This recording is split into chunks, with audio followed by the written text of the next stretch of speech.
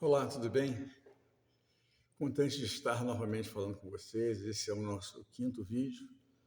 Eu queria pedir para vocês fazerem assim, ó, pega um lápis, um papel, um caderno, porque, inclusive no último, eu tenho um recado de Deus para uma pessoa que eu não conheço, mas é muito interessante.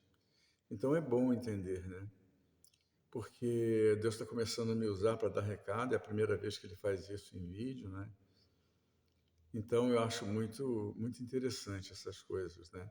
Hoje nós vamos falar sobre coisas assim bem corriqueiras para mim, porque as pessoas falam muito dessas coisas e eu às vezes fico até chateado, mas eu vou procurar esclarecer e falar de uma forma que você possa assim entender, né? Vai ficar surpreso, porque nunca ninguém falou sobre esse assunto, né? No quarto vídeo, eu acho que eu falo também sobre isso, mas aí eu vou revelar onde está, porque muitos pastores perguntam para mim, mas aonde está? Eu falo, vai chegar a hora, e a hora é agora, né? Olha, é assim, ó, tem muita confusão na interpretação da palavra de Deus, muita. Então as pessoas às vezes perguntam coisas e nessas coisas que elas perguntam, elas tiram as suas próprias conclusões e não perguntam a um pastor, elas simplesmente vão falando de um para o outro, não, porque é assim, porque é assado, e a coisa fica tomando esse vulto assim. E muitas vezes o pastor também não sabe responder, ele fica meio confuso. E eu quero esclarecer isso, tá? Quero esclarecer. Olha só, em Mateus 22, do versículo 24, Mateus 22, versículo 24 ao 30, diz assim: Mestre, Moisés disse: se alguém morrer não tendo filhos, seu irmão casará com a viúva e suscitará descendente sobre a falecida. Isso é assim que era antigamente, né? Ora, havia entre nós 7 irmãos. O primeiro, tendo casado, morreu. Não tendo descendência, deixou sua mulher para o seu irmão. O mesmo sucedeu com o segundo, com o terceiro, até o sétimo. Isso não é uma mulher, uma viúva negra, né? Porque, pelo amor de Deus, 7 irmãos e cada um que ela casa morre. Poxa vida, isso aí é uma barbaridade, que mulher é perigosa, né? Depois de todos eles, morreu também a mulher. E aí vem a cilada, né?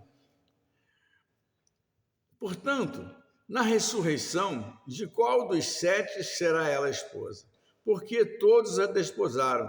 E aí respondeu-lhe Jesus: Errais, não conhecendo as Escrituras nem o poder de Deus, porque na ressurreição nem casam, nem se dão em casamento.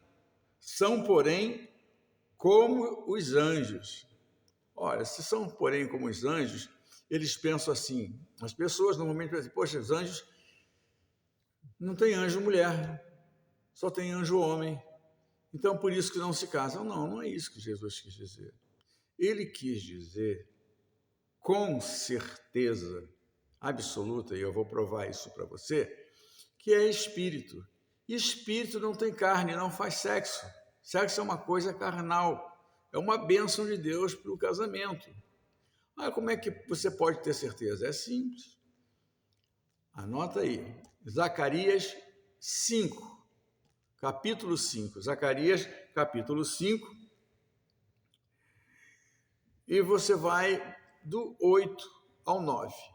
Eu não vou ler para você, estou explicando para você como é que está, onde está, para que você possa estudar e que já expliquei da outra vez, você vai ver o diálogo entre Zacarias e o anjo e vai vendo que essas mulheres que tomam conta da iniquidade, elas são mulheres responsáveis, mas são anjos e elas têm asas. Então, essa situação está em Zacarias 5, de 8 a 9. Outra situação bem interessante também, eu estou sendo um pouco rápido, porque eu tenho um recado de Deus para alguém, né? Interessante é que tenho ouvido bastante com uma séria certeza que algumas escolas dominical, eu já vi isso sim, que a primeira vez que o Espírito de Deus foi derramado sobre a face da terra foi no dia de Pentecostes. Outro engano. Não foi no dia de Pentecostes.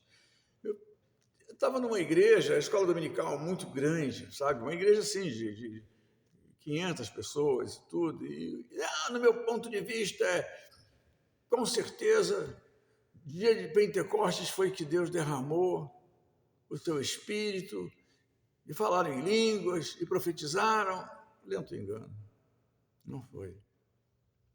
1.500 anos antes, 1.500 anos antes, Deus resolveu derramar o seu Espírito sobre o povo que estava fora do Egito.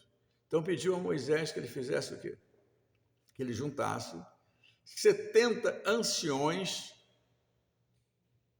homens dignos, do lado de fora da tenda. E assim ele foi e derramou parte do Espírito que estava sobre Moisés, sobre esses 70 anciões. Então eles profetizaram e saíram pelo arraial profetizando, entregando o recado de Deus a todas as pessoas.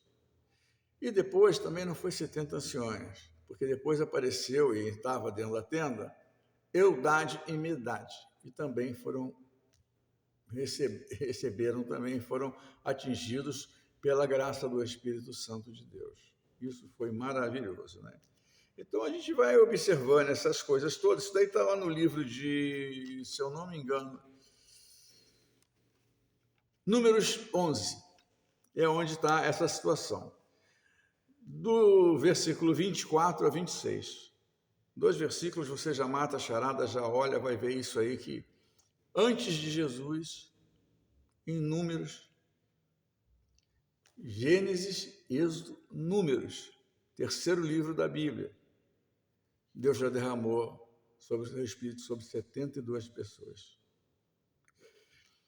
Um registro bíblico que o Senhor mandou Moisés, aí está aqui explicando tudinho direitinho, mas como eu tenho que dar o recado de Deus, às vezes eu vou deixar isso aqui para você também procurar, porque eu tenho que falar para vocês uma coisa, né? Nós temos que conferir essas coisas todas, por isso que eu estou dizendo para vocês, mas é que aconteceu uma coisa.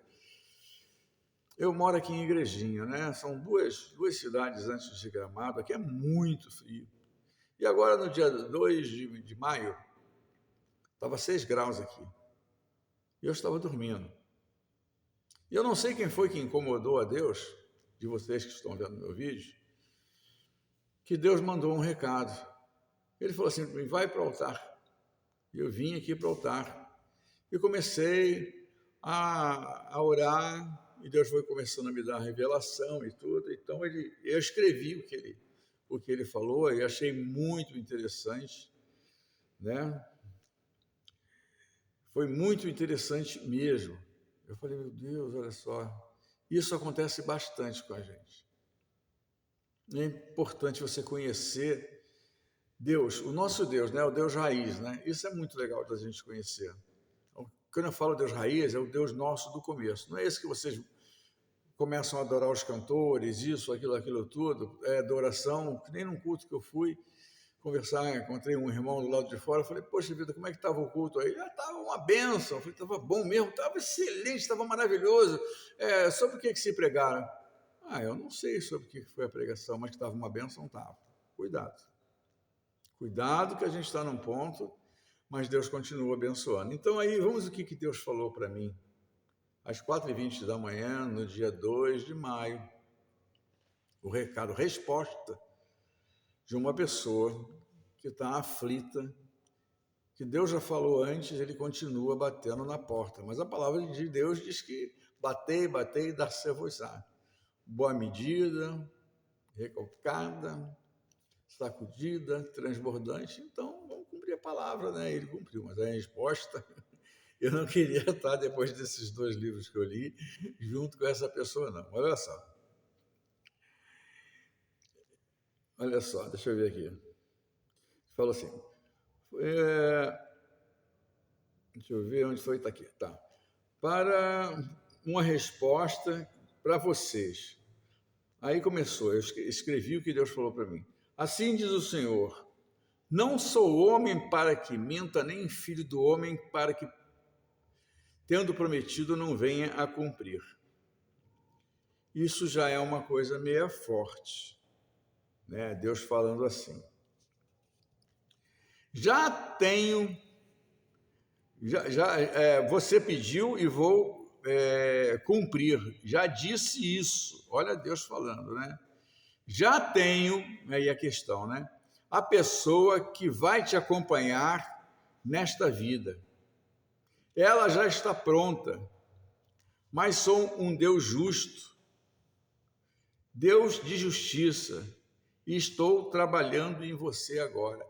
Ó, é assim, ó, Deus é justo, é Deus de justiça. Você pede uma bênção para Ele, principalmente quando for casamento, porque casamento é uma coisa assim, ó, é muito sério isso aí, muito sério mesmo. Por isso que ele ainda fala, né? Eu, por exemplo, casei em parte, que o pastor lá estava meio assim, do casamento do meu filho, falou muito, pregou muito, e ele já estava nervoso, suando a beça. Eu pedi parte para o pastor e determinei o cordão de 3 dobras no casamento do meu filho. A gente vê aquela paz que saiu. E olha o que Deus fala, que Ele é um Deus de justiça. E isso eu digo para você, Deus jamais vai te dar uma pessoa que possa ser a sua bênção se você não estiver preparada para ser bênção para essa pessoa. Porque Deus esquadrinha o pensamento, o som do coração, Ele sabe o que faz, a coisa é bem assim. Então, quer uma bênção? Está pedindo a Deus que faça isso? Ótimo, mas Deus não faz jogo desigual, não. Ele é Deus de justiça. Ele não dá jogo desigual, nem para o homem, nem para a mulher. Casamento é coisa séria. Casamento que tem um cordão de 3 dobras e é abençoado e escolhido por Deus. Então ele diz assim, ó, que está trabalhando em você agora, para que você receba a sua bênção, você tem que ser uma bênção também. E aí, em que ele está trabalhando em você? Maturidade e obediência. Estou trabalhando em você em maturidade e obediência. E sabe o que ele falou? E minha graça te basta. Fim de papo. Tenha paciência, muda teu comportamento, seja maduro, procura se colocar na posição correta se você quer uma coisa correta. A outra parte da bênção está pronta. E quando você menos esperar, ele vai botar cara a cara vocês dois. De repente você está numa igreja, na rua, no mercado, seja lá em qualquer lugar, alguém, olha aqui, eu quero te apresentar minha prima, minha irmã, olha aqui, esse aqui é um amigo meu, e você vai olhar, e a pessoa vai olhar, e os dois, ó, vão sentir, opa, essa é a mulher que eu quero para a minha vida, esse é o homem que eu quero para a minha vida. Deus testifica, e Ele vai fazer, e se Ele fala desse jeito, é que já está às portas. Então essa é a resposta de Deus. Estou trabalhando em você, e minha graça te basta. Com essa, eu até me despeço, porque é forte demais, né? É forte demais, né?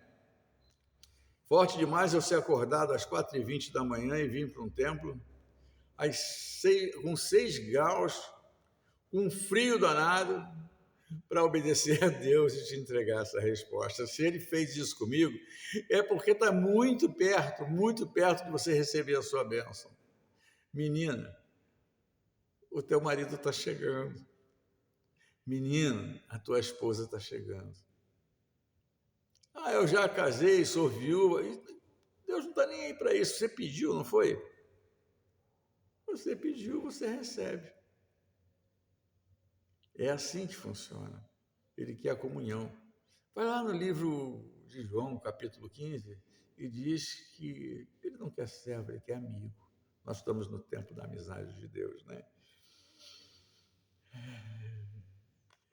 Ele me entregou isso aí. E eu vou dizer para você com toda certeza.